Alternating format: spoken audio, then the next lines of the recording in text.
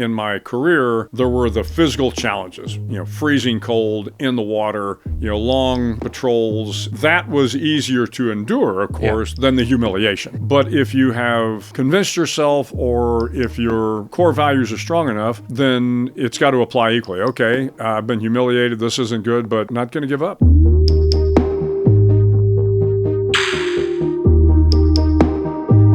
Did you know Admiral Toole, Jim Toole? I did not. I was just reading about him. He was a rear admiral, but then he bought a bookstore in D.C. after he retired. He owned Capital City Books. Oh, interesting. Yeah, I can't imagine there's many admirals turned bookstore owners. Well, it's something. I love this. Thank you. Who came up with this idea? Actually, the idea. Have you been to Ford's Theater in D.C.? I have not. So it's the little theater you see where Lincoln was assassinated, and then there's like this museum attached to it, and it's sort of a big museum, and you get in there and they have this floor to ceiling sort of cylinder of books that's all books about Lincoln. So it's like a giant art piece of books about Lincoln that goes like 2 stories or 3 stories. It's pretty incredible. And so I saw that a couple years ago and I thought it was really cool, and I was trying to think of how to decorate the bookstore, so we came up with the chimney. And then we were thinking about acoustics for in here, and I thought, how long did it take you to... Actually, this kid, I've talked about him before. He's my neighbor at my ranch out here. Just this kid, he came to our house. His name's Braden, like when he was like 16. And he was like, hey, can I like do some chores? And so he started doing like little like handyman stuff. And he kind of just taught himself how to do like crazy stuff on YouTube. And I said, hey, I want to do floor to ceiling with books. Can you figure it out? And he figured it out. This was actually much easier. The one next door was tough. So I've seen that. Because it's they're stacked on top of each other in a way that created a weight bearing issue. Ooh, yeah. Right? So those books are cut in half, so it looks like there's more book there. Yeah, okay. But this was less hard. And Still there's just hard. yeah. Well, it's painstaking, and I think next door you had to use screws, and maybe here you only used glue.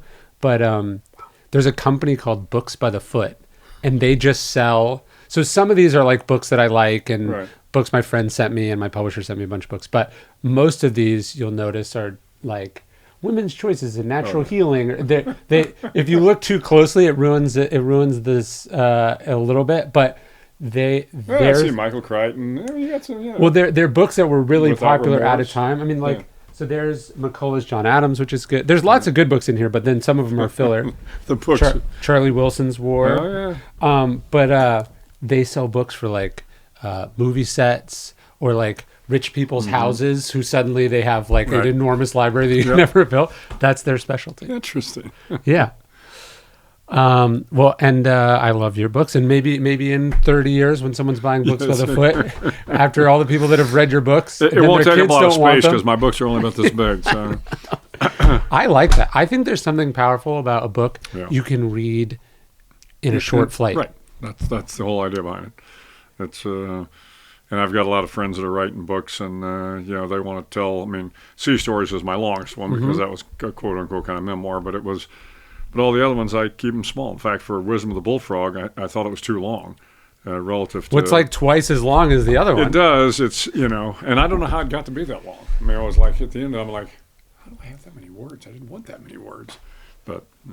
It feel like when you're reading a short book, I think it's great for someone who doesn't read a lot because then you're like, I'm whipping through this. Like I'm great. It builds confidence. It's like, you know what it is? It's the making your bed of books because it's a little thing and it gets you started. You go, I can do this. Yeah. You identify as someone who reads, right? Like the amount of people I meet who are like, I hadn't read a book since high school. And then they read a book like this or one of my books, and they're like, oh, I thought I hated books. I really just hated the books I was assigned in school. And then you can change your identity to be someone who reads. Well, my daughter, big fan of yours, so she's she's got the Daily Stoic, and she's going amazing. through that, and she quotes it to me all the time. Sorry about that. No, it's good.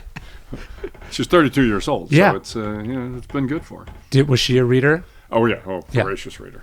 Yeah. My wife and 2 of my kids are voracious readers. Number 1 son, not so much, but yeah. Yeah, it's But I think there's a lot of people who think they don't like books, but really they don't like reading. Right. And so then audiobooks are this whole thing that kind of open. They're like, oh, there's good stuff in there. It can be entertaining. It doesn't have to be a chore. And it changes how you think about it. Good. So there's this, I was thinking about when I was reading your books, because your books are built around, most of them are built around sort of aphorisms or famous sayings like Semper Fi, or just those sort of core things that get repeated inside an organization or in a culture. I guess at some point they become cliches. And it is interesting, like the military has those, sports has those, like if you walked on the trading floor of a Wall Street firm, they might have those.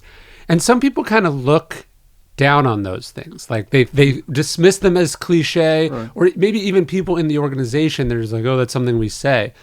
But there is actually, I think, something that there's a lot of meaning packed in these very short expressions. And there's a reason they stick around. That's right. And that, to your point, certainly in the military, most of them are written in blood. So it's they prove their worth time and time and time again, or they wouldn't stick around. Yeah. There was this early Stoic, his name was Aristo, and he gets in this debate because Stoicism is kind of a series of these like little quotes or aphorisms, right?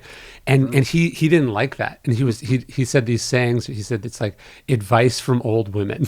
He said, like a trained person should know. They shouldn't need these little quips. But they do. And that's what's so interesting. I think about this in the sports context. Like nowhere is there people who have been more trained in certain skills. Are they more highly paid? And is the thing they're doing more simple? Right. And yet, Bill Belichick or LeBron James or whoever it is gets all the guys together and he's like, let's focus on what we can control. Doesn't matter if we win or, it's almost paradoxical, but if you've ever been in one of those situations, it makes sense. Well, you have to have something that people can internalize. Yes. And if it's too complicated, if you just got a PhD in theoretical physics, that's one thing. Yeah. But if you're like the rest of us, then you've got to be able to internalize, what do we mean by the triangle defense and the triangle offense? And how do we play that? And, oh, got it. It's a triangle. Yes. Right. Okay. Yeah. I can understand that. We got it, and so, these things, the power is in the simplicity. Yes. You wouldn't think that 5 professional basketball players, the game is on the line, the coach gets them there and he's like, move the ball, gentlemen, move the ball. Like, that's what they do. And yet it does express, it expresses something simple that maybe they're not doing enough of, or it's just like, hey, I know you're thinking about a million things. Let me give you the only thing of those that matters. Right. Yeah. And what's also interesting, I think, about those expressions is like they're very simple, and then kind of they're simple to someone who's a beginner, but then as you get more advanced in what you do, there's a complexity to them the more you kind of think about it. I mean, that's sort of the concept of a bunch of your books is like, here's the sayings, what do they mean? How have I seen them applied and not applied? And then what's the nuance of them? Yeah, you got it. You've read them. But yeah, and it's weird too. I try to remind myself, like, at one point this wasn't a cliche. Like somebody made this up. Somebody started. Yeah. So every Army Ranger starts every meeting with a senior officer who says, "Sir, Rangers lead the way." And most of them know the context of it, which was on Normandy as the Rangers are charging up Point de Hoc. But it's not Rangers lead the way. It's not a declarative statement. They think it is. Rangers lead the way.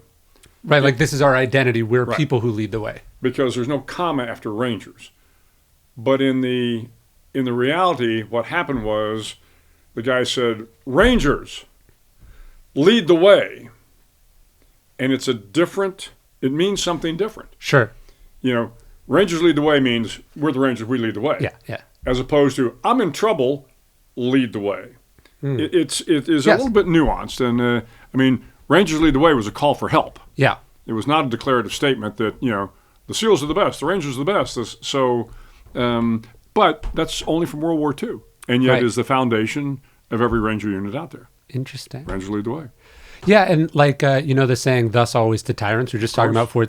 That a Stoic in ancient Greece, his name was Scipio Aemilianus, he said that. Like and then of course it gets perverted by John Wilkes Booth. But like so some of these words were not arranged in that order until someone arranged them there, and then it takes on this meaning, and maybe also we're wrenching it from its original context and becomes something new, or you understand it differently early on, and then as you hear it repeated, or I guess really the point of these sayings too is like it's something to say at the beginning of a meeting, but then potentially in some life or death situation. It's going to mean something very specific to you in that moment. Absolutely. Yeah. Well, it's going to be fun. Yeah, and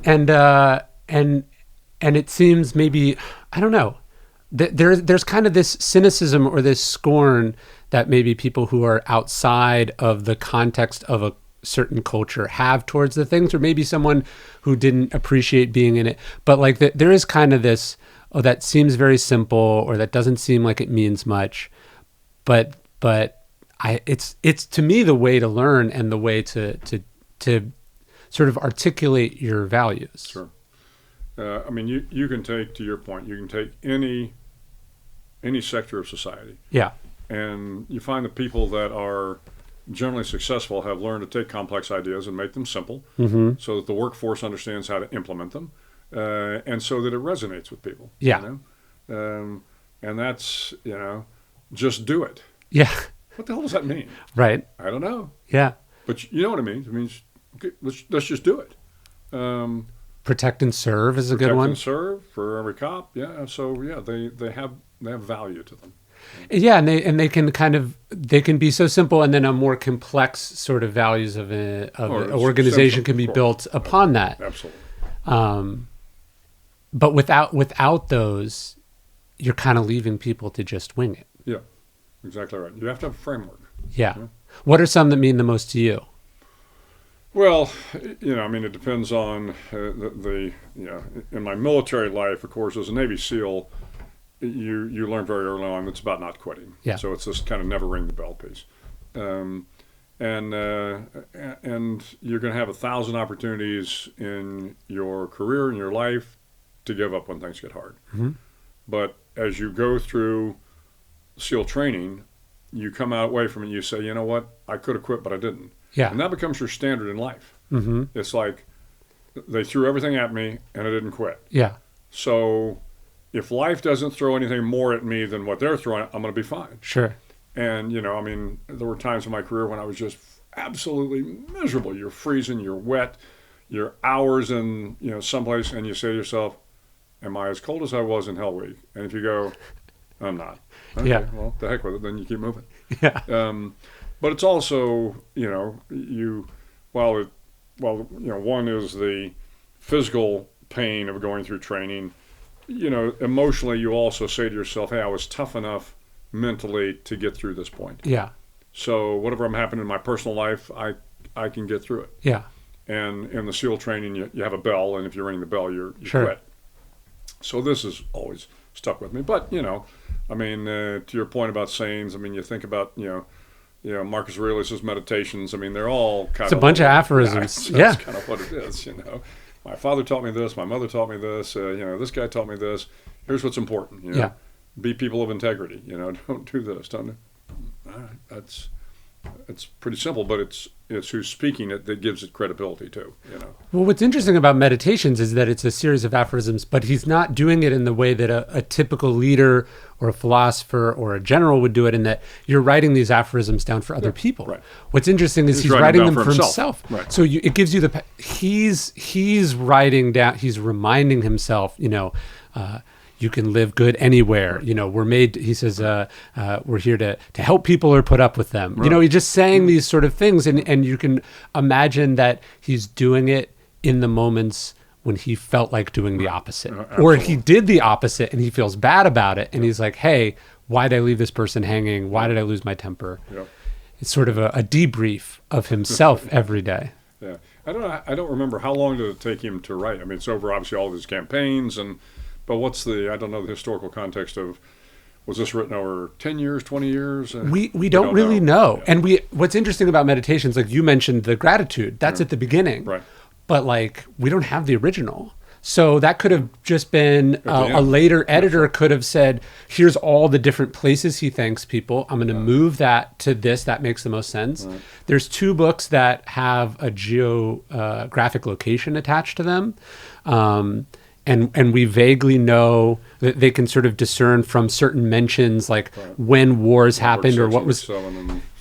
Yeah. Yeah. They have a vague sense, like when they have a sense of when it must have started, and then the last meditation. I mean, this is an interesting one.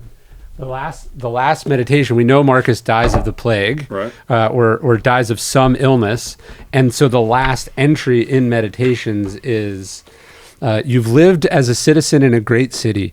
5 years or 100. What's the difference? The laws make no distinction. But he's like, I've only gotten through 3 acts. He said, well, this will be a drama in 3 acts, the lengths fixed by the power that directed your creation and now directs your dissolution. Neither was yours to determine. So make your exit with grace, the same grace shown to you. So did he write that the day that he died? He could have. Sure, could have.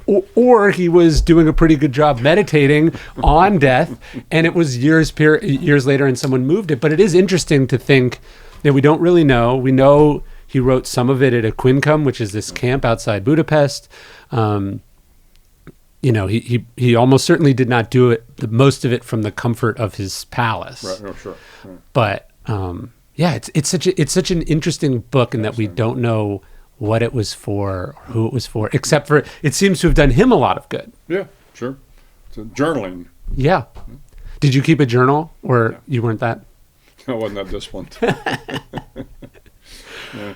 I thought about it at one point in time when I went back as the commander of the Joint Special Operations Command. I thought, I'm going to do this, and I'll tape record it every night on events that happened during the day. Yeah. But then I realized the tape recorder then was classified. Oh, sure. And so I was like, how am I going to do this? And so I said, no, hell with it. It was too hard. I have a little aside in Ego is the Enemy. I love George Marshall. And George Marshall, during the war, someone says, you've got to keep a journal. And he decides not to because he felt like it would make him, he felt like the journal, unlike this, where it's totally private, and he thought it would be kind of inherently performative. Yeah. And he felt like it would almost like contribute to ego, like I'm writing the first draft of history kind of a thing, which, people do. It seems they're doing the thing with the eye of doing the memoir about it later. Of course. Happens all the time. One of the other expressions I think is an interesting one, that saying, and it starts as a Latin saying, but fortune favors the bold or favors the brave. Sure. That's from a naval officer. Do you know that story?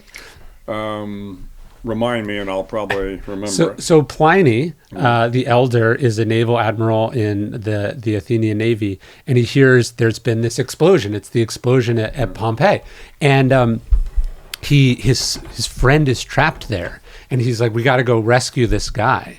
And they're like, no, you're going to die. This is a horrible idea. Don't do it. And he says, fortune favors the bold. He says, head towards Pomponius, his friend, who's there. And so that, what I love about that expression too, now we use it to, someone's fortune favors the bold. I'm going all in on this business venture. FTX. Yeah, right. He's saying, no, fortune favors the bold. I'm going to go save my friend. And the tragic part is he does save his friend, but he dies. Right. So fortune favor, I think that's the other interesting thing, that the emphasis is on favors. It does not guarantee success. Probably most of the time it doesn't. But I just love the idea that some guy jotting off some letter, coins a phrase that we're still repeating, all these years later. Well, the one that drives me nuts is the World War II one, when the guy says nuts. The German says, do you want to surrender? Yeah. And he's debating how he's going to respond to it, and he goes, nuts. And his aide says, send him that. And somehow the U.S. Army has turned that into something that it really wasn't. A moment of defiance when it wasn't? It was like somebody going, oh, shit. Let's tell him that. And then all of a sudden now we've taken it, well, what nuts really meant was, stop. The guy was just... saying something, they say, "Oh, this is good. Let's give them that," and it's a. But let's nerd out about this, because first off, I'm cool with that. I'm cool with wrenching it from context if it serves a purpose. Yeah, which apparently it did. But obviously, damn the torpedoes is a great example of that. Now we take it to mean like some submarine thing because we think torpedoes. He means damn the mines. It's still a badass, cool line. It kind of means fortune favors the bold. Absolutely. But then the other interesting one, was it Halsey? Who's the one who's heading in the wrong direction? Yeah, and they ask him where he is. They missed the line on the type. Yeah, or what as I understood it, so they would send messages and then they would add lines of gibberish after, and so they sent the "Where are you?" and it says "The world wonders."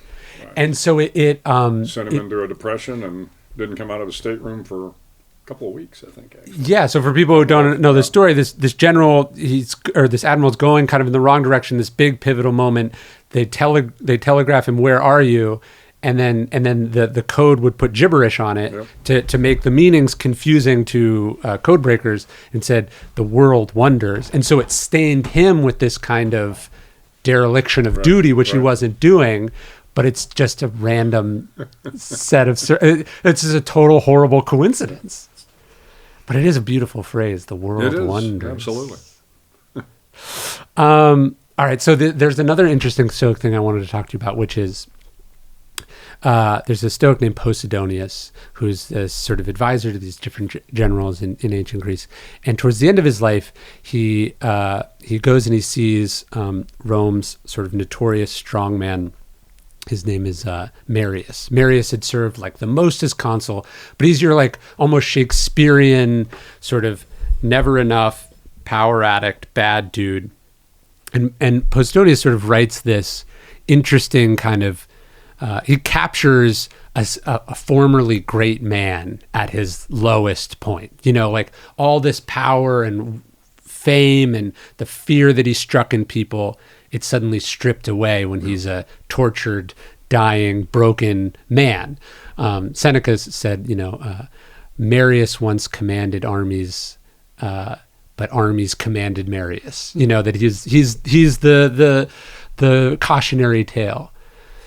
You're, I think, unique among living people and then maybe even historical figures. I mean, you saw a strong man reduced similarly. Sure. And you were in the room with that person. What did you see being in a room probably not much bigger than this with Sadam Hussein? Right.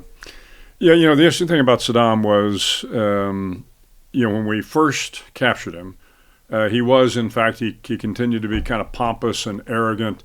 But very quickly, the day after we captured him, the senior leaders, U.S. leaders, and the Iraqi leaders came down to see him, and you could tell he was still in charge.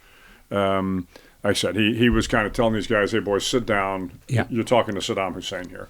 And first they came into the room, and they were yelling and screaming and spitting at him, actually. And, we had him in an orange jumpsuit, sitting on a cot. And they were yelling and screaming at him, but they were kind of backing away at the same time. And he was like, "Okay, you boys settle down. You know who I am, But then, so I told the ambassador at the time, I said, "Okay, so we're not gonna do this again. I'm gonna keep him isolated, and he doesn't need to be talking to anybody else." Yeah. So I kept him in a room like this. I had a doctor in the room at all times and security in the room, and we treated him as well as we would treat anybody. 3 or 4 meals a day, and. But what happened was when he no longer had his palaces and he no longer had his generals and he no longer had his handmaidens, he really just became a pathetic old man. Yeah. And you could see, he needed all of the trappings in order to be someone. And that's when you know somebody's not real. Do they have to have the trappings to be who they are? If they do, then that's not the person you think they are. And with Sadam, I would go in to see him every day for about 30 days. I'd never talk to him. He always would get up, and he'd want to engage me. And I would, because I didn't want him to have the latitude. I didn't want him to think that all of a sudden now he was important enough that he could talk to El Jefe. You say, El Jefe, well, and I would motion to him to sit down. I'd talk to the guard in the dock. Everything okay? Yes, sir, everything's fine. He's doing well. Is he eating? All that sort of stuff. And then I'd leave. Yeah. And I could tell it actually kind of drove him crazy that I wouldn't engage him in dialogue. He just was, after a while, just not the bully, not the tough guy, not the maniacal leader that we knew him to be. He was just a pathetic old man. And I imagine that was the first time in his life that had ever been the case, except for maybe when he was a boy and his father. Right. Yeah. So, I mean, obviously he'd ruled for a very long time with an iron fist. But it was interesting as well when we talked to him a lot of times, when we asked him questions about things, he was almost like a godfather. He would say, well, that was family business. He literally said that one time when if you recall, his daughters and a couple sons-in-law, slipped over to Syria or Jordan, I forget. And then when they came back, he said, "Oh, come on back. Everything's good." Well, he came back, then he killed them. Mm-hmm. And he was asked about that, and he said, "Family business." Wow. It was like, wow. And then, of course, he was responsible for gassing the Kurds, and his response to that was Ali, chemical Ali, right? So he ran the country, not just like a dictator, but like a mafioso. Mm-hmm. Yeah, who's the guy that wrote Black Hawk Down? Mark Bowden. So, Mark Bowden. Yeah, right. He wrote a profile of Saddam Hussein many years ago, and he said, we have this fantasy that it would be great to be the king, sure, the dictator, the person with unlimited power. And he says, basically they're actually the least free of all people, because they're trapped by the edifice that, right, they built around them. And this is the famous story about the sword of Damocles. They're worried if something happening to them, that it's actually torture. And so we can kind of think that, but very few people ever see them without those things. So you have kind of it's fascinating to me. You have there's not a lot of deposed kings, right? and most of them lived a long time ago. Yeah. One of Napoleon's brothers, who he puts up as kings all over Europe, he just ends up as like a guy in New Jersey. Like he moved to New Jersey, and it's weird, like nothing wrong with living in New Jersey. No, of course not. But if you were the king of sure, an Italian, duchy or whatever, and then you just live in an estate in Princeton or something, I'm sure right, I'm sure it feels I'm sure it feels like there's something wrong with it to you, because you had it and now, right, it's gone. So when you say pathetic, it was what? It was the sense that it revealed what was actually there beneath the surface, or what do you see? So he lost his bravado pretty quickly. He lost his confidence. You could tell all of a sudden he realized that he was isolated, mm-hmm, and I could tell that bothered him, because he expected that even though he was captured, that senior people would come to see him and they would defer to him, and he could still be, the president of Iraq, although in detention. Right. And that didn't happen. The only people he saw every day were me and the guard in the dock. And I told them they couldn't talk to him.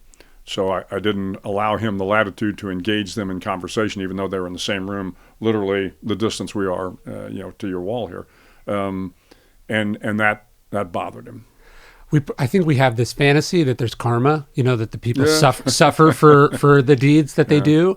And I mean, ultimately he gets the ultimate punishment. Right. But was there a sense that the man who had made so many people feel fear was afraid? Or do you get the sense he's a psychopath, a sociopath that doesn't feel those kinds of emotions? Yeah, it's a good question.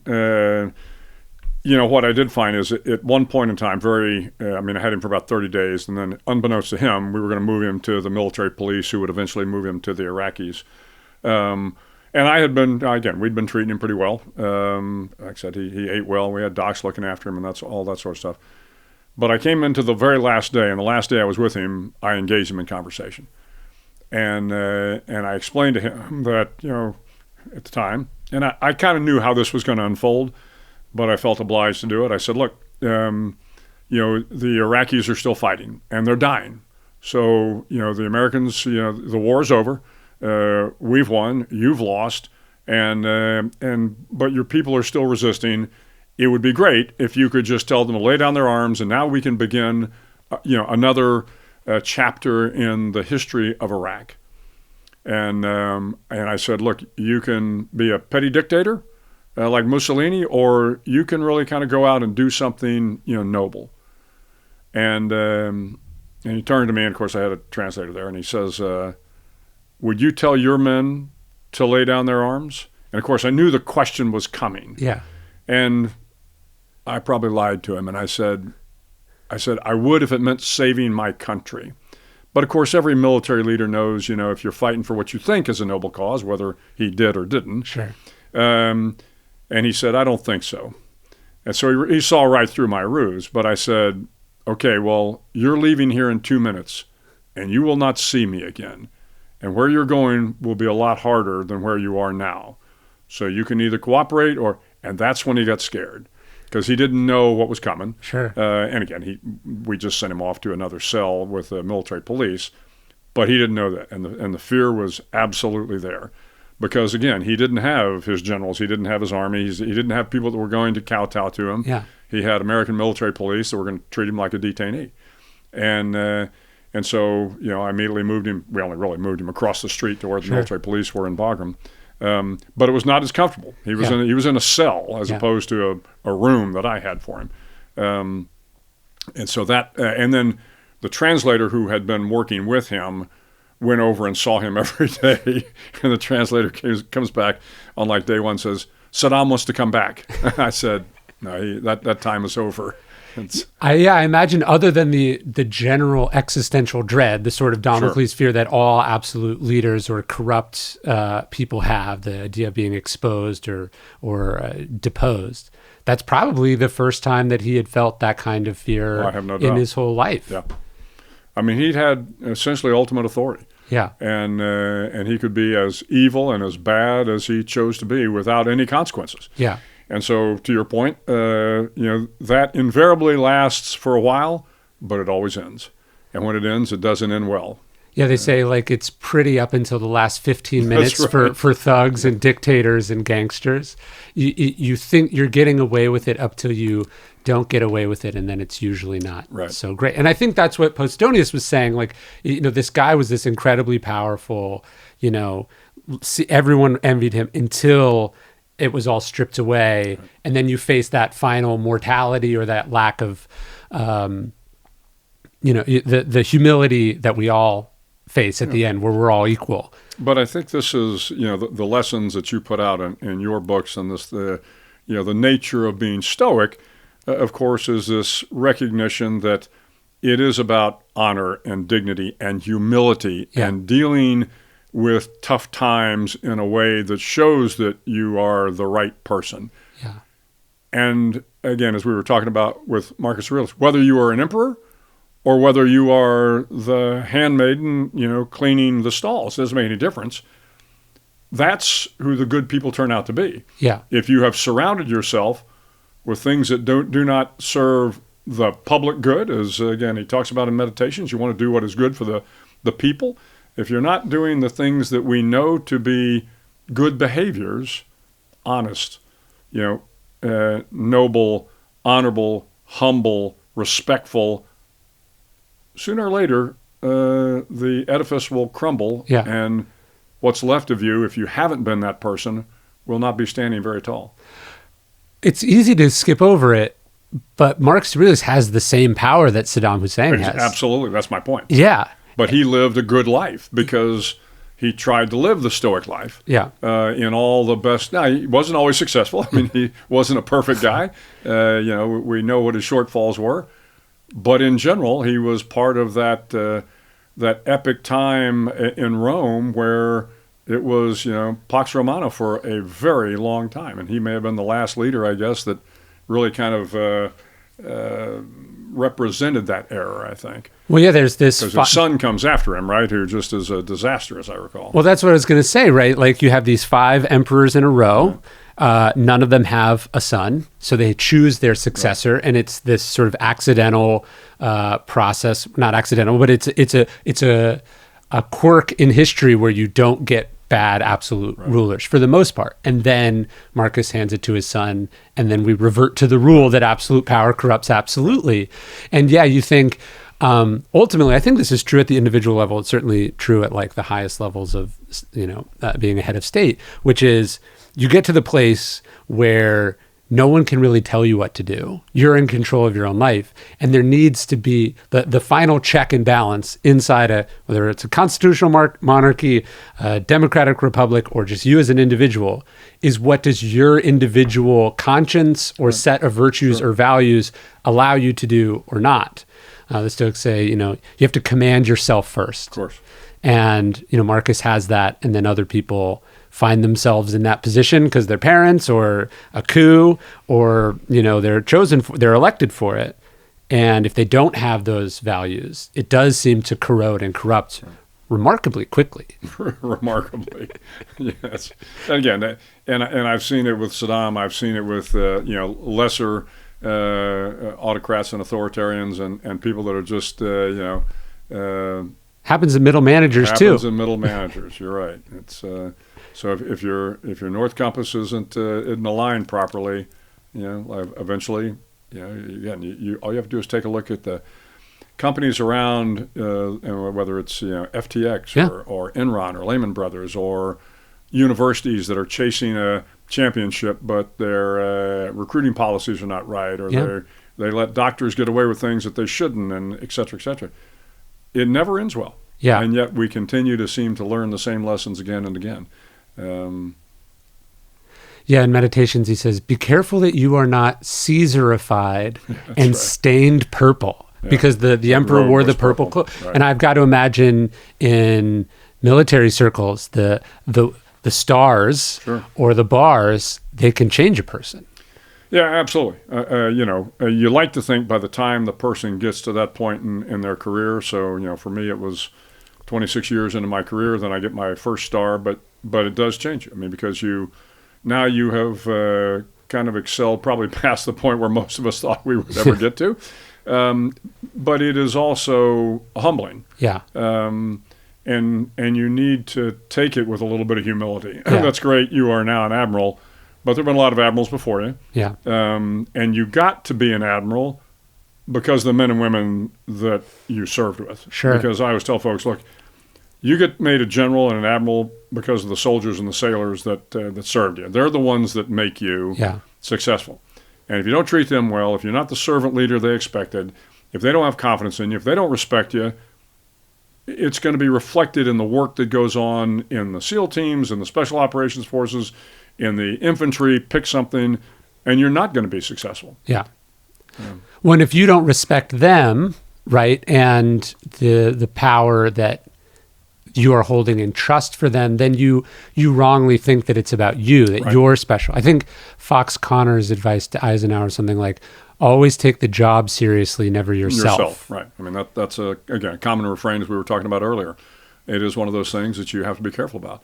I remember when I was, when you become a one-star, they send you to, we refer to it colloquially as knife and fork school. So they're going to teach you to, the delicacies of being a one-star. But so you travel around and you have a chance to speak to folks.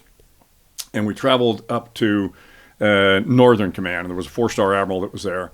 And I think his name was Tim Keating, Admiral Keating, and pretty funny. But now he's in charge of all essentially North American defense and everything, and so he's got us all in there, and we're all the baby 1-stars.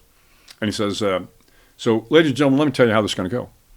He says, "I'm a 4-star admiral. I'm about to leave here in a few minutes, and I'm going to go outside. I'm going to get into a staff car, and that staff car is going to take me to the airport. And there at the airport, will be waiting 5 or 6, I think, young petty officers, and they will be standing on a red carpet because I'm going to be getting on my private military airplane.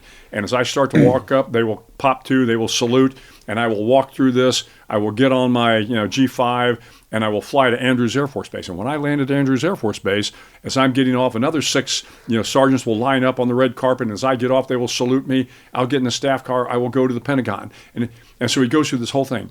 He says, "I'm retiring in a year, and in a year, I'm going to be schlepping my bags through San Francisco International. So it ain't about you." Yeah. That's great. You're wearing 1-star, 2-star, 3 stars, or 4 stars. But if you ever think it's about you, as soon as you're gone, the next person will come in. So don't get too full of yourself. And again, it is a refrain that you try to remember with every rank. And it's not just flag officers, every kind of rank you make. you start to get, you got to be careful because you get more and more confident and bigger. Well, I must be important. I must have done well. Yeah. Well, be careful. Yeah. Have humility. How do you feel good about the accomplishment you have and take seriously the power and the position you're in, and then also wear it lightly because you're not going to wear it that long. Yeah. And if it changes your identity of yourself, then you're going to have a lot of trouble adjusting when you're not wearing it anymore. Right. Well, this is why you have to be grounded. And in the case of most leaders, the smart ones always have a good kind of right-hand man or right-hand woman. And for me, it was always a Master Chief Petty Officer or a Sergeant Major. So an E9, a senior person in the Special Operations community, who you knew could pull you into your office and say, boss, that's the stupidest idea I've ever heard in my life. Yeah. Or you didn't handle that well. Or come in and say, you did that pretty well. Yeah. And you're getting honest advice. And that they're going to be there to tell you, to speak truth to power, but also to kind of pick you up when you stumble. And then, of course, I've been married for 45 years, so it's easy to be humble when you've been married for that long, because you wouldn't have gotten here without her. Yeah, isn't that sort of where some of the people get themselves into trouble, the MacArthurs of the world, where you surround yourself with people, they're out to get you, you're the great, when they're worshiping the ground you walk on, then everyone's worshiping the ground you walk on. If your spouse thinks you're a superhuman, now you... I never had that problem. It just didn't, it wasn't an issue with me. But also I think that's those people self-select, right? Like they do. You that's a downward spiral or a feedback loop you can create. If you're a sensitive person who can't take feedback, you start to select people who don't give you feedback, and then they understand, hey, when I say he really blew it out there, he doesn't get better. He pouts, and then he doesn't listen to me for a while, right? And so a lot of those strong men or those divas or whatever pejorative you want to use for them, they didn't start out that bad. It accelerates and gets worse over time because the environment gives them what they want but shouldn't get. And I mean, you see it in the military, you see it in the corporate world, you see it in all sectors of society. And you're right, you have to be on the lookout. You got to be able to look yourself in the mirror and kind of reflect on your behavior. But you also need somebody that, again, is your trusted confidant that is going to tell you the truth. Yeah. They think that's why. So it's remarkable. Why does Hadrian pick a kid who's not his son? They have no blood. Why does he set up this succession plan where he adopts Antoninus, who has to adopt Marcus Aurelius? What does he see in this kid? And we sort of make up from his nickname. Hadrian nicknames Marcus Verismus, which means the truest one. That he like basically was a kid who couldn't tell a lie. And so there's some sense that he's kind of the boy in the fable about the emperor who has no clothes. He was at this young age telling the emperor what he needed to hear as opposed to what he wanted to hear. And then the other interesting sort of, again, it's like Robert Caro's line was that power doesn't corrupt, it reveals, right? And so what the reason that Hadrian selects Antoninus is that before he selects him, he's sort of watching, he's in the forum one day, and he sees Antoninus help his elderly father-in-law up a flight of stairs. Right, I recall the story. And the idea of just a moment of kindness, decency, that the core is good, maybe that's what gives him a sense that these two men will not be made worse by power. And that's what seems to happen in both cases. We say power corrupts, absolutely, but in these two cases, they got better. Yeah, it revealed who they were. Yes, and that's the inherent problem of power. I think is that the worst people are most attracted to it. Yeah. So where the founders do an amazing job here in America, but where history sort of tells us to be careful is like the worst people want it the most. Right. And how do you keep them out, or how do you contain them when they get it? That's the really scary thing. There's a story about Truman. He leaves the White House. It's the first time his car stopping at red lights, in 8 years. And he goes home to Independence. And reporters ask him the next day, they go, so what'd you do your first day, not as president? He goes, I took our suitcases up to the attic. And all of a sudden he's a regular person again. Right. And he doesn't, his day is his own. And the vertigo that must be in that must be surreal. Well, the day you retire, certainly as a 4-star, there's a lot of pomp and circumstance.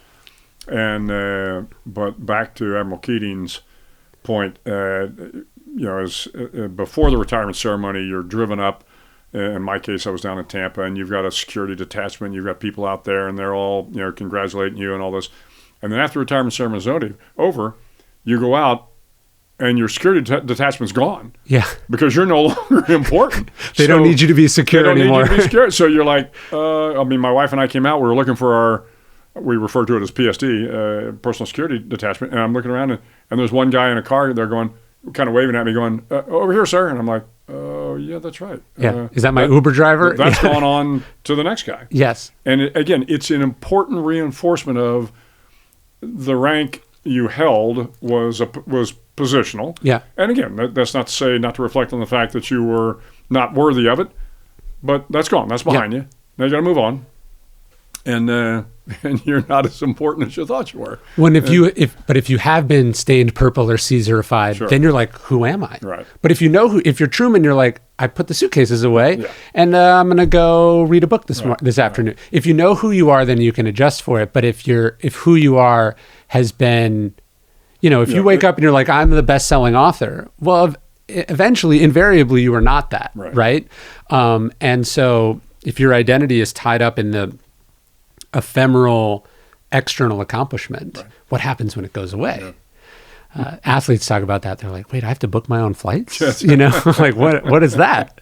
So I get people that I work with all the time. I'm sure you get the same thing. People call me up there, or they email me and they say, if you'll put me in touch with your assistant, and I write back, I go, I am my assistant. So just email me. We'll be fine. It comes back to normal pretty fast, is what you're saying. It does. And I will tell you, I was happy to have it come back to normal. It's there's a pressure of being at the top, and I love the job. It was great, but being a little bit normal is good too. But you also talk about the exact opposite of this in the book with the other hard part. You talk about, I think, a lesson one of your teachers gives you, Lieutenant McCoy, about the sort of inherent imposter syndrome that every person has in a position of leadership, which is you go, wait, can I do this? Right. And can I measure up to these people? The story of Marcus Aurelius is that he breaks down crying when he finds out he's going to be emperor, because he knows how many great ones there have been, but also he knows how many bad ones there are. And he doesn't know if he can do it. And I forget what he had said to you, but it was something like, you're in a position of command for a reason. Yeah, so this is the story actually about Chester Nimitz. So here we are in Bastrop, and of course Nimitz was born and raised in Fredericksburg, not too far from here. And great naval town. Great naval town, that's right. And although a fabulous museum out there, it is, in the World War II in the Pacific. But so this Lieutenant McCoy I had, Jim McCoy, teaching naval ROTC. It's our freshman year. And we learned all the great battles in history, and then we started talking about Chester Nimitz, and the story is one that I tell quite a bit because I think it's important, because Nimitz he's the fleet commander in charge of the Pacific Fleet. It's about 6 months after the bombing of Pearl Harbor, and Nimitz is having to make this decision: should he sail the fleet to the small island in the Pacific called Midway, and his staff is advising against it because, oh, by the way, the fleet's already been hit hard, and if we sail to Midway and we lose, it's going to be the end of the war in the Pacific. Washington is telling him it's a bad idea. And, of course, he goes to see Bull Halsey, we were talking about earlier. But Halsey is in the hospital because he has shingles. So he goes up, and they've been friends for a long time, and Halsey, of course, is this gruff old admiral, and Nimitz tells him about the dilemma. I don't know, everybody's telling me I shouldn't do this, and what do you think? And as the legend has it, Halsey says, well, Admiral, you told me when in command, command. And it is an important thing to know. I mean, it's important to recognize that as a leader, you're not always going to have perfect information. A lot of times when you're in a leadership position, people are going to tell you, this is bad, this is high risk, and sometimes you got to make those hard decisions. As I told that story, I think I mentioned as a little bit of an epilogue when you fast forward from that discussion with Lieutenant McCoy about 45 years, I guess, and I'm now a 4-star admiral. I'm down at U.S. Special Operations Command in Tampa, which had historically been an Army command, although Admiral Eric Olson had been right before me. But there was a lot of Army paraphernalia everywhere. So I'm heading out for about a 3-week trip at one point in time, and I just kind of, as I'm walking out of my office, I kind of flippantly turned to my Senior Master Sergeant, Air Force Senior Master Sergeant who was out there, and her name was Dana Hughes, and I said, Dana, I don't know, get me something naval in here. I mean, I need to make this place a little bit more naval. I mean, I don't know, get me Nimitz's desk or something. And I walk out, and I go out on this 3-week exercise that I'm on. I come back after 3 weeks, and I walk into the office, say hi. I go into my office, and I'm like, what the heck? What is all this stuff? Got a new desk, got a new conference table, a bunch of chairs. And I walk outside and I said, Dana, what is all this stuff? I'd forgotten all about it. And she said, well, sir, you told me to get you Nimitz's desk. So I got you Nimitz's desk. And I said, what? So the Naval Archives had loaned me Nimitz's desk along with Nimitz's conference table and a bunch of chairs. And so I sat at that desk for 3 years. And I told folks, I remember thinking to myself every time I was making a difficult decision, think about the man who sat at this desk and the decisions he had to make. And then it kind of put all of my decisions, they all kind of paled in comparison. But also I imagine there's kind of a tactile humility to it where you're like, this is a regular sized desk. Well, that was a big desk, actually. It was huge. But you get what I'm saying. Like, it was not an emperor's desk. Yes. Yeah. Like this table and the chair I sit in my office were Joan Didion's. Oh, there you go. And I sit in them and I go, a great writer sat in this. And there's kind of an upness to it. And then also kind of it's just a fucking table. Right. It's just a chair. And you sit in and you do what matters is what you do at the thing. Right. And there's, when you see some of those historical artifacts, it makes it real in a way that the figures can kind of loom historically and unrealistically large to you when they really were just men and women. Absolutely. People ask me all the time about certain historical events that I may have witnessed or been part of, and I'm quick to point out when these are happening, there are no timpani drums. You don't hear the boom boom boom boom boom boom boom boom boom. There is no crescendo. It's just people making decisions. Yeah. And a lot of times you make the decision, you walk out and you go, okay.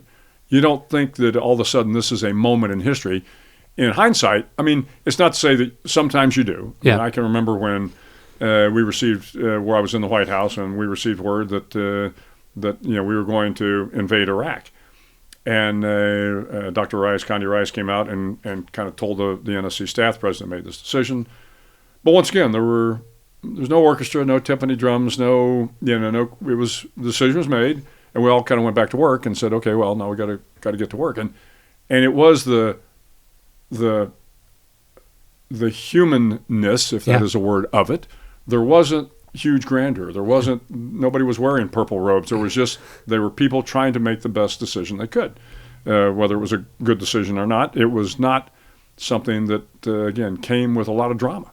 Well, what's interesting is when you think about that specific one, right? It's like, depending on where you are in history, what music you would put in there is different. There's the dramatic music, and then if you were doing the movie about it today, it would be some kind of warning, Right. And so it's good to remember, some of the things that seemed significant turned out to be not significant, and some of the things that seemed insignificant turned out that everything hinged on that moment, and that sometimes the music in your head is really the dangerous thing. The thing the Stoics would be talking about the passions being like when you're too passionate, when you're too emotional, when you are too caught up in the moment. That's when you're making not great decisions. And maybe speaking of another pivotal sort of White House moment, I think about the Cuban Missile Crisis, and to me, that's such a great example of leadership that's turning the music down and turning the passions down to figure out how to make something extended over a period of time to make better decisions. Right. Because in that heat of the moment, to me, that's really what Stoicism is about. It's not the suppression of emotions, but it's not getting caught up in big emotional moments and then maybe doing the wrong thing. Doing the wrong thing, right? Yeah. I mean, I think he does in Meditations talk about kind of taking your time to think through the challenges that you're facing. Absolutely. Yeah, and then when other people bear the consequences of that decision, those are the ones that are most significant, right? And great leaders, and I can only imagine the decisions you had to make where you're not the one that has to go do it. Right. And it's not that it doesn't weigh on you, but it weighs on you differently than the person who has to go be the tip of that spear. Yeah, it's... part of it is, it's the old kind of coach's syndrome. Sometimes you'd rather be in the game than coaching on the sidelines. Yeah. But the guys that are in the game, of course, are the ones that are risking the most. Yeah. So to talk about your early career, because I think there's two moments that really stuck out at me that I thought were interesting. You tell the story of the frog float that you're supposed to make, which you thought was this sort of humiliating bit of busy work. And what's the advice that because I think we find ourselves in those positions. We get tasked with something. We're like, this is the worst thing you could ask me to do. I hate this. This is beneath me. And what did they tell you? Well, so this is, it was at my first SEAL command. I was a brand new ensign, and I remember the day it happened. I'm out at some training exercise in San Diego. So this all happened in San Diego. And in San Diego Bay, and some petty officer comes running up to me and says, "Hey, sir, the commanding officer wants to see you." Yeah. Well, I'm an ensign. The commanding officer, I mean, he's the big guy, right? I didn't even know if he knew who I was. I'd only been at the command a couple of weeks. And I'm thinking, well, this is it. This is why I went through SEAL training. I'm going to go do a mission into Vladivostok to get the Soviets, or we're going to go back to Vietnam and rescue the POWs. We're going to go do something, right? So I rush across. I had to go across the base and get to my headquarters. And I go in to see my commanding officer. And, I pop to. And he's the guy's name was Bill Salisbury, terrific guy, Vietnam vet, highly decorated. And he says, "Well, Mr. McRaven," says, "I've been hearing good things about you." I'm thinking, yeah, you have. He says, "I've been talking to the chief petty officers, and they say you're the best ensign in the team." I'm like, "That's great." And then it occurred to me, I think I was the only ensign in the team. And then he says, "Well, the Commodore called me." Well, the Commodore was his boss. I'm thinking, wow, the Commodore, this is a big guy. This has got to be something important. And he says, "The 4th of July is coming up." And I'm thinking, okay, what does that have to do with Vladivostok? And he said, "Well, every year the city of Coronado has a parade." And now I'm really thrown off. I'm not sure what the heck we're talking about. And he says, "So we need to build a frog float, for frogmen. And we have the frog float." And of course, I'm like, and he says, "Hey, well, go talk to the supply officer, and he'll get you all the gear you need, and go build that frog float. You're in charge of the frog float." So to your point, I go back to the locker room, and I'm muttering under my breath, and this crusty old Master Chief, so again, senior SEAL, a guy named Herschel Davis, comes up to me and he says, "What's wrong, Ensign?" I said, "Nothing, Master Chief." He goes, "No, what's wrong?" I said, "No." He goes, "Come on." I said, "Well, finally I confessed." I said, "Well, sir," I said, "Master Chief, the commanding officer just called me in, and he wants me to build a frog float for the 4th of July parade." I remember the Master Chief says, "And I bet you thought you were going to be jumping out of airplanes, blowing things up, and saving the world." I said, "Yeah, I did." And he goes, "Well, let me tell you something, Ensign." He says, "I've been in this canoe club for 30 years. And if the skipper wants you to build a frog float, then you build the best damn frog float you can." And that was it. It was the best advice I ever had. You build the best damn frog float. We all get these jobs, as you said, Ryan. We all get these jobs that we think are beneath our status. Yeah. But if you take the job on and you do it well, one, people will think that you're good enough to do the next job and the bigger job. But I think you also have a responsibility. When somebody gives you a job, do it the best you can. Yeah. And so throughout the course of my career, I kind of had to build a lot of frog floats. And I always tried to do the best I could no matter what the job was. And I think that put me in a position where people said, every time we give McRaven a job that, oh, by the way, most people don't want, he does a good job. Yeah. And so let's give him this next big job here. When I read that story, I thought of this story from ancient Greece. There was this sort of promising, up-and-coming, young man, and so he threatens the powers that be. So they go, how do we sort of get rid of this guy. They were like, how do we, what now? Like, how do we send him to Alaska or something, right? And so they banish him to this position, or they promote him to this position. He has to manage like the city's sewers, which is supposed to be gross. It's supposed to be horrible. He's supposed to quit in disgust. It's supposed to be shameful. It's like a backwater that's supposed to kill his career. And instead, he becomes like the best damn sewer guy in the history of Athens, and he cleans it up, and it becomes this not just a position of honor, but it becomes now a position that people aspire to because it becomes the launching point for his career. And Plutarch says the lesson of this is that we bring dignity and honor to the position rather than the position bring dignity and honor to us, which is so, we think we want the important, powerful, fancy thing, as opposed to understanding that we have within us the ability to turn making the frog float or whatever into something of meaning and purpose. And that's ultimately what happens, right? You did a pretty good job. Yeah, it worked out okay.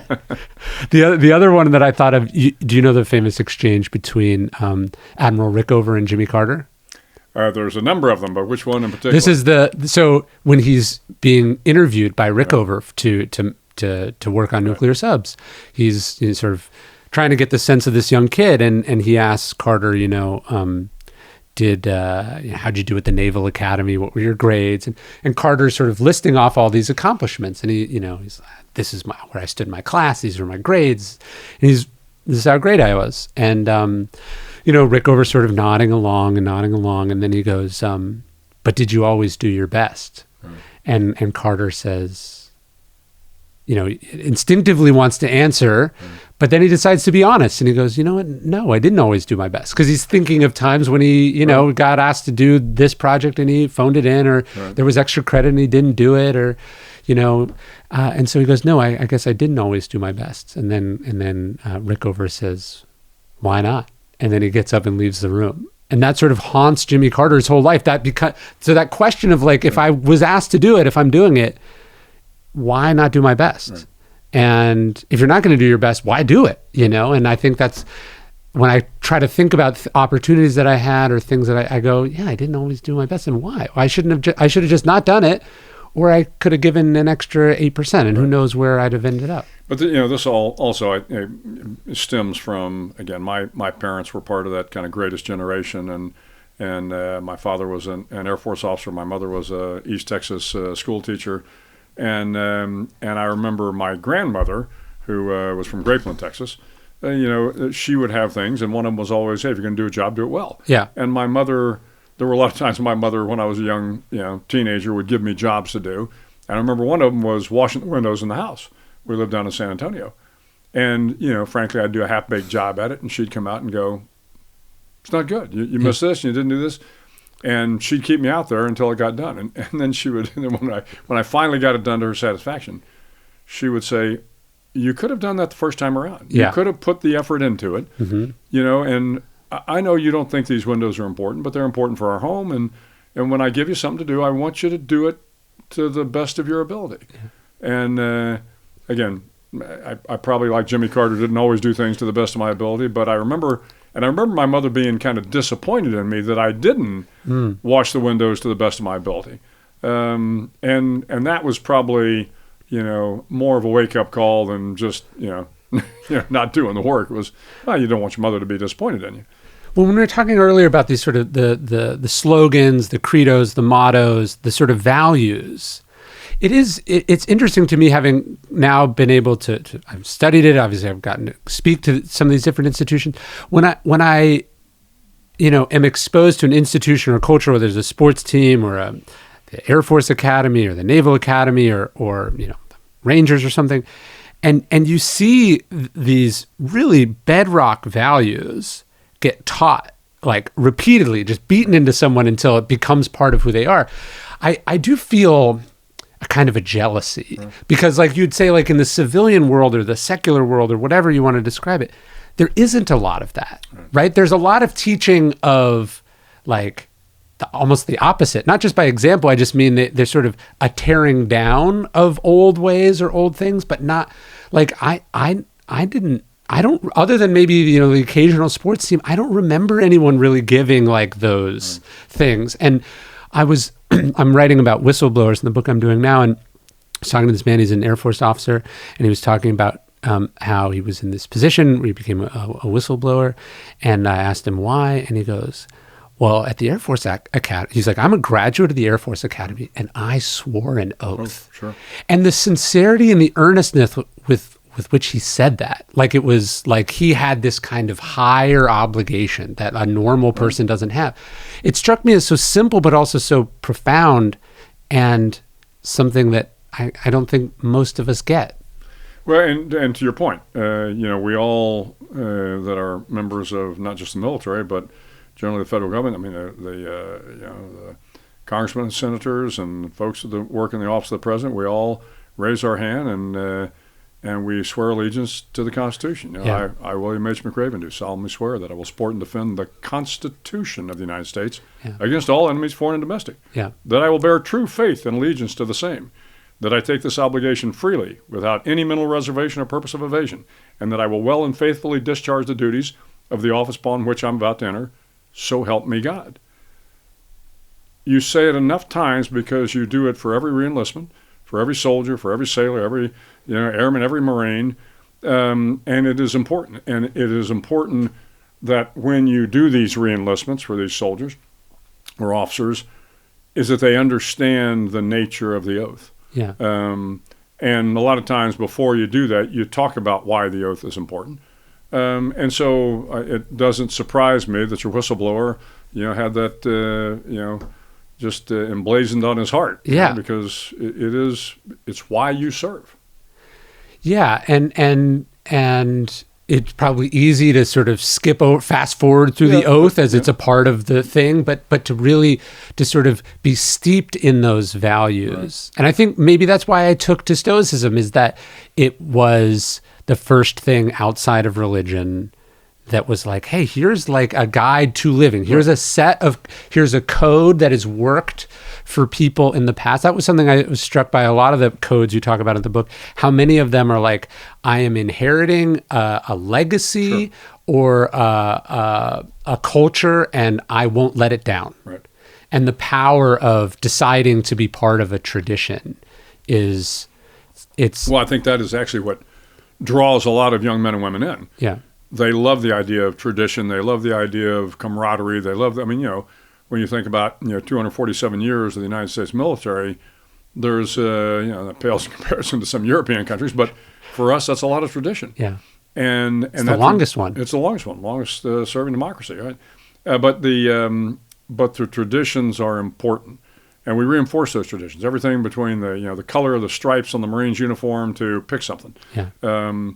And that tradition gets reinforced, and that sense of duty and honor and country gets reinforced all the time. And yes, sometimes it comes across like a bit of a platitude. It's going to be the bumper sticker here, but it doesn't when you're in a foxhole and somebody's shooting at you. It takes on the meaning it was meant to be. How do you think about teaching more people those ideas, right? I guess, you talked about the greatest generation. Maybe part of the reason that generation was so great is that they all sort of go through this same system. They're forced to. I mean, it would have been better that they not had to do it, but they did, and so they came away with a shared set of values. And look, the country was less unwieldy and less populous and more homogenous in ways that it's not now. And not that they fully lived up to any of those ideas, but they all ran through a system, and so they had they had some values. They were forced to sacrifice. But I'm curious if it even came up when you were at UT. Like, how do you, in a secular civilian world, how do you think people can learn those sort of touchstones of goodness? It starts at the top. I mean, this is the nature of any organization. Is the people in an organization are going to look to the top. Yeah. And they're going to say, who is this man or woman, and are they a person of integrity? Do they represent the values that I think are important? Are they honorable? Do they tell the truth? Do they work hard? Are they respectful of us? Do they listen to us? Are they the servant leaders we need them to be? Now, the fact of the matter is, when you're in an organization the size of the U.S. military, I can remember, I talked about my personnel security detachment. I remember one point in time talking to one of the E6s, so a first-class petty officer. And I asked him, I said, do you know who the Chief of Naval Operations is? So that's the senior guy in the Navy. He didn't have a clue. Yeah. Why would he? Yeah, sure. I mean, Chief of Naval Operations doesn't affect him, but what happens is the Chief of Naval Operations, affects the next admiral in the chain of command, who affects the next admiral, who affects the captain, who affects, the commander, who affects the lieutenant commander, who gets down to affect the chief petty officer. Sure. So there is this sense that, yes, he may not know who the Chief of Naval Operations is, but the Chief of Naval Operations will begin to affect the kind of entire organization by the thrust of their values. So, when I was chancellor at UT, you try to live the values, you try to express those values in the things you do, and you hope that has an effect on the people that work for you. But also, we talk a lot about is there ever the possibility to have a national service? And I think it's something the United States should look towards. It doesn't have to be the military, but could we have a national service academy that focused on domestic issues? Yeah. So, you go through the same process, you go to your congressman, you get an appointment, and 1,000 young men and women show up. But what they're going to learn now is they're going to learn civil engineering so they can solve the water problem in Flint, Michigan. Yeah. They're going to be teachers. They're going to be doctors. They're going to be public defenders. They're going to be whatever is domestically focused. And then they serve. But then you could also have ROTC-like programs where people come in. You could have an enlisted corps. And, if you ever got to the point where you could convince everybody that it was worthwhile for everybody to serve 2 years, Teach for America, something that gave back to the country, you would begin to see the sense of common values, I think, begin to embed themselves across the nation. Instead, we don't do that. So you have to look to organizations like the military or law enforcement or any of the other federal governments that people come into an organization that has a history, that has a ladder that they climb. In order to be better, you're going to have to live those values. Yeah, maybe and now that you say that, it makes me think we might even overestimate the importance of military service on The Greatest Generation. Absolutely. Because it also included civil engineering. I mean, the Civilian Conservation Corps, the WPA. Right. What they experienced was government as it's supposed to be, which is of the people, for the people, right? By the people, right? Like they were doing the work, they were seeing the tangible results of that work, and they were also like, I think we were talking about Truman earlier, like, Truman meets a bunch of people that he wouldn't have met, in a small Missouri town. He meets Jews and blacks and, he meets different types of people outside of his world. And this is the first opening up of him as, what ultimately became a great leader, right? You're forced out of your comfort zone and you're forced to think about something bigger than yourself. Right. The other thing that I thought was interesting about your career, because you allude to it a number of times in your books, you have this pivotal moment where you're a young SEAL and you're fired. Right. But you don't talk that much about what actually happened. I was curious, what happened and why was that such a formative experience for you? Well, it was a formative experience because, as we were talking earlier, I think I viewed myself as a successful SEAL. I got brought into this elite SEAL team, and it didn't go well. So the commanding officer lost confidence in me. Didn't think I was a good fit for the team, which was probably true, and I got relieved of my command. And all of a sudden, everything I thought about myself, which was, my gosh, I'm always successful. I'm successful because I do all these things, sure. And then all of a sudden, the rug gets pulled out from under you. But I will go back to, you asked right up front, the kind of never ring the bell. Yeah. It was like, I went home that night after the boss had told me that I was no longer running my team. And I talked to my wife and I said, I don't know if I got a career left here. It's never good to get fired, really bad to get fired in the Navy, and particularly bad to get fired in the SEAL teams because everybody knows who you are. And she says to me, you've never quit at anything in your life. Don't start now. Yeah. And it was hard. Because you have to go back and you have to face, because I was still at the command for about another month before I moved to another command. But even when I moved to another command, everybody knew I'd been fired. Yeah. So, you got to hold your head high. You've got to, stay confident. You got to stay humble. You've got to re-earn everybody's respect because they think that you're, broken. Yeah. And so, so this was a tough time, but I fell back on the values my parents had taught me. I fell back on this idea that I'm going to work through this tough time. And of course, eventually you have another success, which fortunately I moved to another SEAL team. They put me in charge of a SEAL platoon.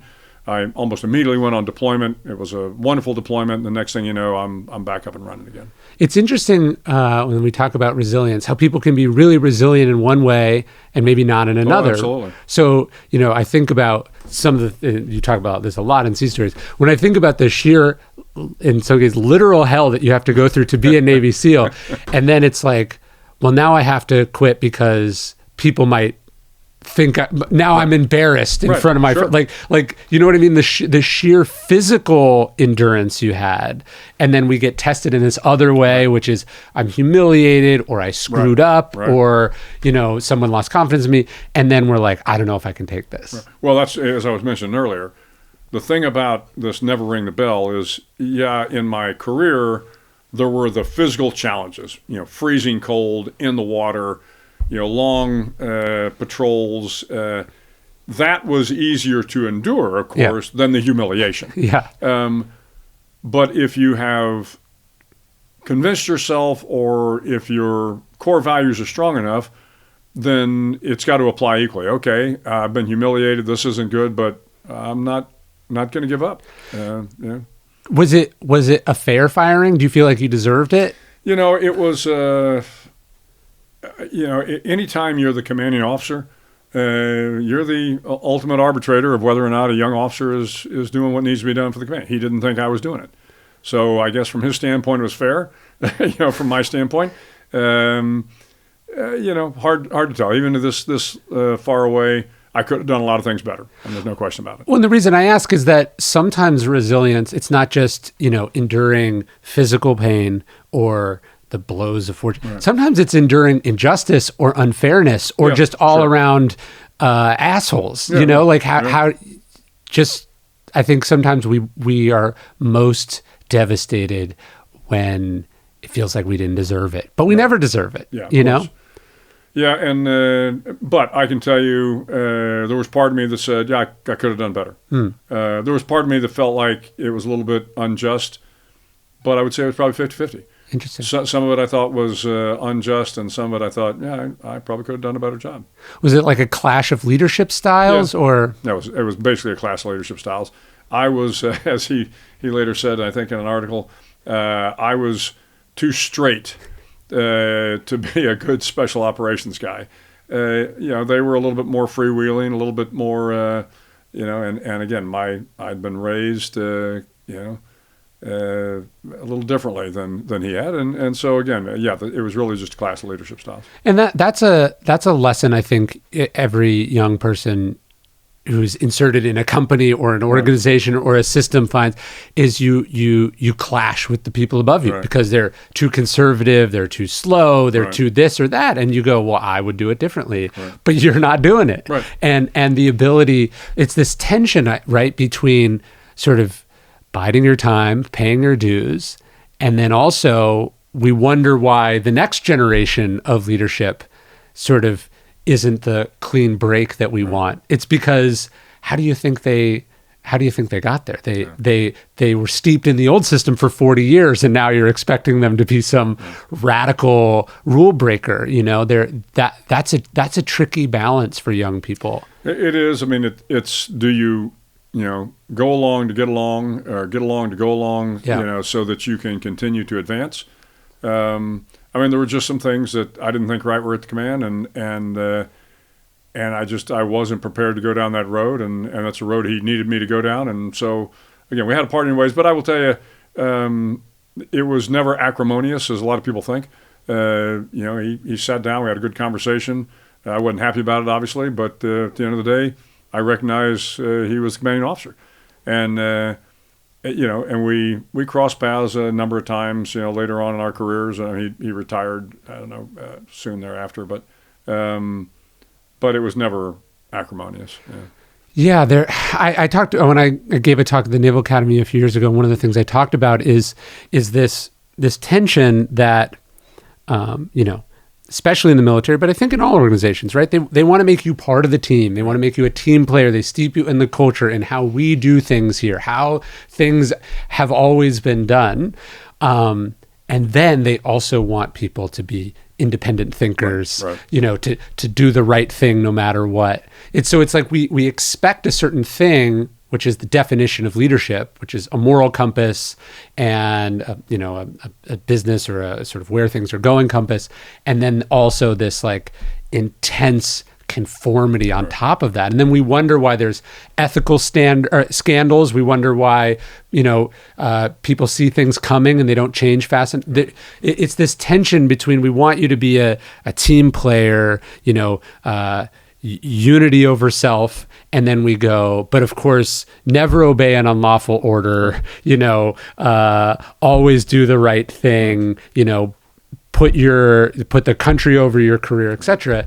And that's a real tension. And if you don't have the values, the inner values, the inner sense, and you're valuing the external things too much, that's an incredibly difficult line to walk. In the Wisdom of the Bullfrog, when I was asked to write the book, the publisher said, well, we'd like you to write a book on leadership. I said, great. A lot I want to say on leadership.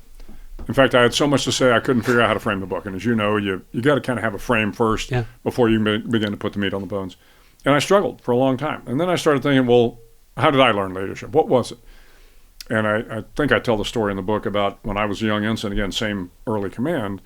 I went in, I was getting ready to do a training operation, and I'm briefing the commanding officer again, or maybe it was the operations officer. And he says to me at some point in time as I'm finished, he says, well, if you make these decisions and you take these actions, will you be able to stand before the long green table? Well, I'd never heard that expression. And of course, we didn't have Google back then, so I had to go figure out what that meant. Well, from World War II days, and even actually when I joined the Navy in 1977, if you walked into the conference room, they had a long boardroom table, and it was covered in a very thin film of green felt. Like a pool table? Like a pool table, yeah. Absolutely. And so the implication of the saying was, because if you had an official proceeding, the young officer would have to come in, and sitting at the long green table would be the senior officers who would judge your actions. And so, again, the point of the saying was, if you can't convince reasonable men and women that the decisions you've made and the actions you're taking are the right actions, then maybe you should rethink them. And later on, we talked about this, and there were 3 litmus tests. Are they moral, legal, and ethical? And if you apply those 3 tests to every decision or every action you're going to take, you're generally going to end up on the right side. Doesn't mean you can't be, you can't take risk. Doesn't mean you can't be bold. Doesn't mean you can't do all the sort of things, be independent thinkers. But there's certain lines you got to stay within. Yeah. You got to be ethical and follow the rules. You got to be legal and follow the law. And you have to be moral and follow what you know to be right. And people say, well, that's can be relative sometimes. No, it isn't. Yeah. Everybody knows what right looks like, whether you choose to admit it or not. And if you follow those 3 things, you're going to be okay. Adam Smith, before he wrote A Wealth of Nations, he wrote this philosophy book. He was sort of taught by a professor who was a big fan of the Stoics, and it's called A Theory of Moral Sentiments.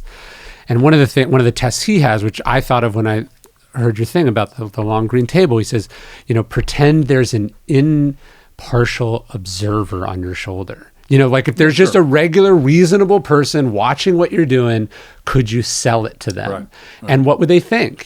Because so often, because we're doing it in private, or because we're doing it when we think no one's looking, or we're doing it inside the confines of our own authority or auspices, we don't take the time and go, how would this look? Right? There's a Roman who is a powerful politician, and this architect says, hey, people can see in your house. And he says, for like 10 talents, which is an extraordinary amount of money, I can make your house private. I can redesign things, give you a little privacy. He goes, here's 50 talents. And he's like, make the whole thing visible. And his point was, people should be able to see what I'm doing, and I shouldn't be doing anything that people, I don't want people to see. Of course, he doesn't mean what he does in the bathroom or whatever. But his point is, the test you're going. If I had to explain this to the American people, right? If more politicians thought that, if people knew what our supply chain looked like, would you have a lot of explaining to do? And could you explain it? And you're right. That's a really good test. It's tough though, because sometimes that means we can't do stuff. Or I think do you talk about who was that famous Air Force guy who, believed in this air supremacy and he gets court-martialed. Yeah. Sometimes you make your case in front of the green table and you lose. Even though you were right. But of course, later on, it's Jimmy Doolittle, and later on he becomes the father of the Air Force. Yeah. So, he stood his ground against the Navy and the Army Air Corps and said we needed to form an Air Force. And he was court-martialed, and found guilty. And only one officer abstained, and that was Douglas MacArthur. Yeah. And MacArthur, I think, somewhere in his paper said, "Look, officers should have an opportunity to disagree." Yeah. But of course, what happens is he goes on to, it wasn't Doolittle. It was Mitchell, right? Mitchell. Thank you. I'm sorry. It was Mitchell.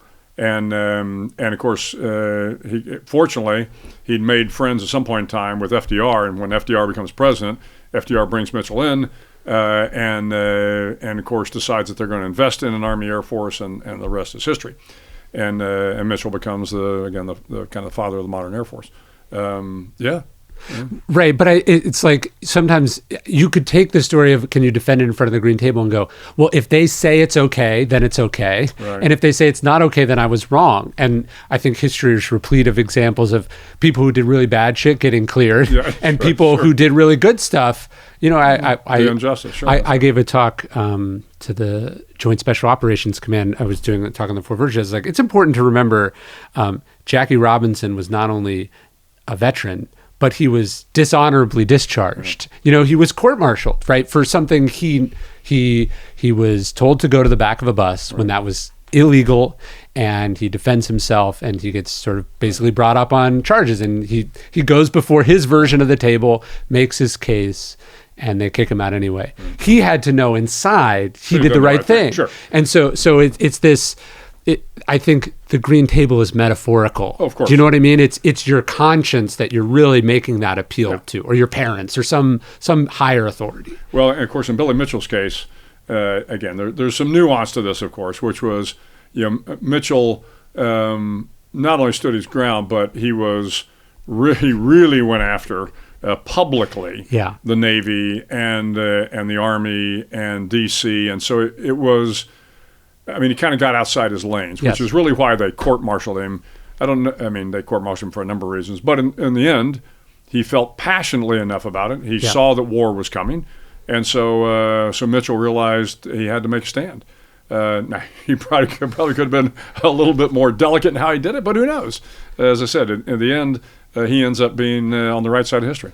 Yeah, I interviewed, I feel so bad I'm forgetting his name. I interviewed the captain who was the captain of the USS Theodore Roosevelt. Okay. Who was during COVID. Yeah, and he probably would have made Admiral, and people can agree, disagree, and he has to look at that and go, maybe I could have been more delicate about it. If I was doing it again, I would do it this way.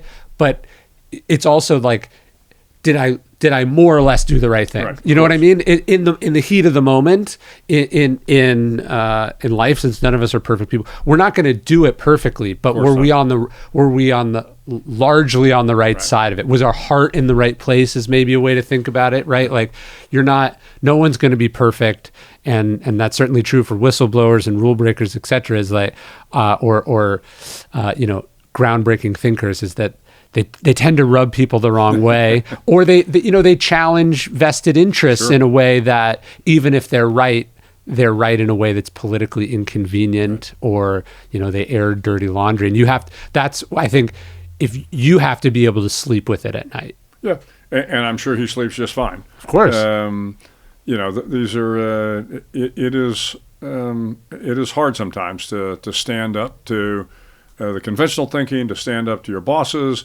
There is, of course, as all of us who've spent time in any sort of organization, there are ways to do this properly, and then there are ways where sooner or later, if it's not getting through properly, you got to start banging the table. And we used to always say, look, you can always throw your stars on the table. So the implication is, the great thing about the U.S. military is if you disagree, if you think it's either not a lawful order or it's an order it may be lawful, but it's not one you want to carry out, then you can always resign. Yeah. And you take your stars off and you put them on the table and you say, thanks very much. It's been an honor, and I'm moving on. And it happens periodically. I can honestly say in my career, I never saw a decision made by a senior officer or senior leader that I thought was, immoral, illegal. There were some I didn't agree with. Probably a lot of them I didn't agree with. But, on balance, I understood why the decision was made. And I never felt the urge to say, well, hell no, I'm not going to go. This is terrible. I'm going to throw my stars on the table on this because, one, I realize that I'm not always right either. Sure. And my opinion isn't always the best. And, I used to tell young officers that were coming into command positions, I would say, look, the man or woman before you was not an idiot. So you come into a new command and now you've been anointed as the commanding officer and, and you think, well, I'm the new guy. Obviously, I'm going to make things better. And, sure. And then you get in there and you realize that all the decisions the guy or gal before you made, they probably made for a reason. Sure. It was hard to make. Things seemed easy from the outside, but now that you're in there, now that's your responsibility, now that you have to make those decisions, they're hard decisions to make. So you do have to come in. Again, you have to have a little bit of swagger, but you ought to have a whole lot of humility when you're taking on a new position. Yeah. You it's a tension, right? All these things come down to a sort of a nuance and a opposites, right? It's like there's an institutional logic to the status quo always. There's a reason they do it that way and why they haven't done the thing that you took 2 seconds to think about. Like they also thought about it. And at the same time, when you look at why, nations or companies have sleptwalked into crises or kept, repeating in error, it's also because the inability for someone to go, this is insane, right? Why are we doing it this way? And so I think your point, a leader has to be willing to throw their stars on the table, or you can't be so wedded to the position or the thing that you value it more than either your integrity or your freedom, because you're of course expecting other people for lower down the command to potentially throw their stars on their stars on the table. You want them to not go along with something and then if you're not willing to do it, if you go, well, I got to stick around, I'm too important to be expendable. That message also trickles down, and I think we see that too. I was fortunate in my SEAL career, and I think all the SEAL admirals that were kind of my contemporaries would tell you the same thing. So when I came in 1977, there were no SEAL admirals. There were only 2 Navy captains, one on the East Coast, one on the West Coast. None of us ever thought about making captain because, that was the pinnacle of anybody's career, and you just wanted to be a SEAL platoon commander, like a lieutenant. And so every time you got promoted past lieutenant, it was just gravy. It was like, if they fire me now, I'll be fine. But what that gave you, actually, as I became more senior, was this confidence that, okay, if it's not right, I'm going to throw my stars on the table because you're playing with house money. Right. I'm 5 pay grades higher than I ever thought I'd be. So, and that was all. And again, I can tell you with all of my contemporaries in the SEAL community, we were all like that. None of us expected to make Admiral. We were all very fortunate to make Admiral. And therefore, we didn't mind speaking truth to power. We didn't mind, confronting conventional wisdom. We didn't mind a lot of these things because we were playing with house money. Yeah, if your success, your rank, if your money, whatever it is, if it doesn't make you more confident and more and less risk averse, it's having the opposite of the intended effect. We expect the people who have advanced to a certain, they're the ones who are supposed to have the independence to be able to say, hey, this is a bad idea. Hey, I'm not going to go along with this. That's what they're supposed. If they can't do it, you can't ask someone, lower. Somebody lower that's got 2 kids in college and whatever, you need to that. But unfortunately, I think in across levels of society or sectors of society, the opposite tends to be Absolutely. true. And it's understandable. I mean, I've never criticized those people that you thought, well, why didn't they make that hard decision? And, when you step back and you say, to your point, well, because they've got a job, they've got a wife, they've got a couple of kids that are in college. I get it. I understand exactly why they did or did not make that decision. And you can't really harbor any ill will against them. But when you're in a position of responsibility, like me and my fellow admirals were, at that point in time, you're kind of past that ceiling where, you can afford to throw your stars down if you need to. Well, the Stoics say you gotta remember how it used to be, right? Seneca would practice, wearing, rags or eating hard bread. His point was he wanted to be able to go, this isn't so bad. So if there ever came a moment where he had to sort of put all his chips in, he wasn't afraid to lose it. He said, this is what you feared. And there comes a time he works with Nero and he goes, I want out. And he'd probably been complicit for too long, should have left earlier. But he goes, you can have it all back. You can confiscate everything. I want out. I want no part of this. That came from that cultivation of that independence. And if as you said, the driver and the staff and the identity and the things on your shoulder or the Twitter followers or whatever the accoutrement of your profession, if you come to identify them, you're not going to be in the position to roll the dice.